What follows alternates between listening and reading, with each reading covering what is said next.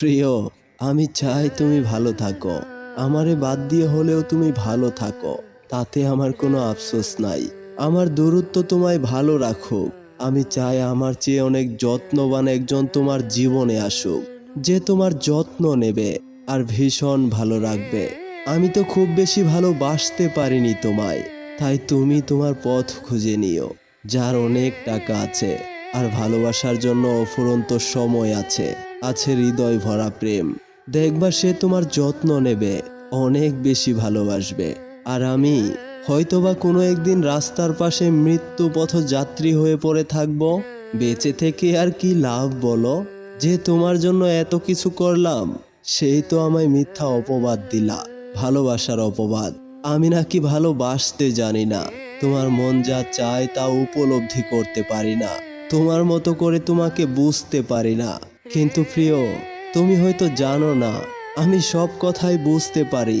তোমার মনের ভেতরে জমে থাকা শত যন্ত্রণাকেও উপলব্ধি করতে পারি, শুধু সময় করে উঠতে পারি না। কার জন্য বলো তো? তোমার জন্য।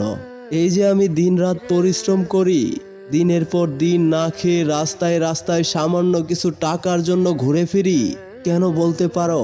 শুধু তোমাকে সুখে রাখবো বলে। আর সেই তুমি আমাকে অপবাদ দিলা। বেশ, ভালোই হয়েছে।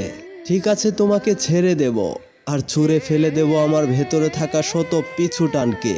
ভেবো না তুমি প্রিয়, এখন থেকে ওই মুক্ত আকাশে পাখির মতো উড়তে পারবা তুমি। তোমার ইচ্ছা মতো খোলা আকাশে ডানা ঝাপটিয়ে রঙ্গরসে তোমার মনের মানুষ খুঁজতে পারবা। তুমি তো এটাই চেয়েছিলা না? তাই বিদায় নিচ্ছি, চিরবিদায়। শুধু তোমার থেকে নয়, এই পৃথিবী থেকে। কেননা তুমিহীনা এই পৃথিবীতে আমি এক মুহূর্তও থাকতে পারবো না। আর থেকে কি লাভ? তোমাকে নিয়েই তো আমি স্বপ্ন সাজিয়েছিলাম। মনে আছে তোমার সেই আমাদের বিবাহের প্রথম বছরের কথা? সন্ধ্যায় যখন আমি অফিস থেকে বাসায় আসতাম, তুমি দৌড়ে আমার কাছে আসতা, আমাকে জড়িয়ে ধরে কান্না করতা, আর জরা জীর্ণ গলায় ফুপিয়ে ফুপিয়ে বলতা, কিভাবে থাকো সারাদিন আমায় ছেড়ে। আমি যে তোমাকে ছাড়া একটি মুহূর্তও থাকতে পারি না।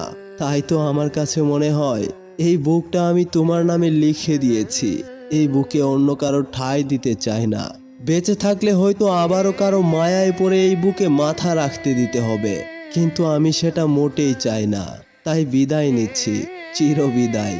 সুখে থেকো প্রিয়, ভালো থেকো তোমার নতুন সঙ্গীকে নিয়ে। প্রিয় দর্শক, আমাদের আজকের গল্পটি কেমন হয়েছে জানাতে ভুলো না। আর অবশ্যই অবশ্যই গল্পটি শেয়ার করে দাও তোমার বন্ধু বান্ধবের কাছে। কমেন্ট করে জানিয়ে দাও পরবর্তীতে তোমরা কোন ধরনের এপিসোড পেতে চাও। আর সাবস্ক্রাইব করে অবশ্যই আমাদের সাহায্য করো। তো আমি মাসুদ, আবারও দেখা হবে অন্য কোনো গল্পে। ভালো থেকো, সুখে থেকো। Bye bye.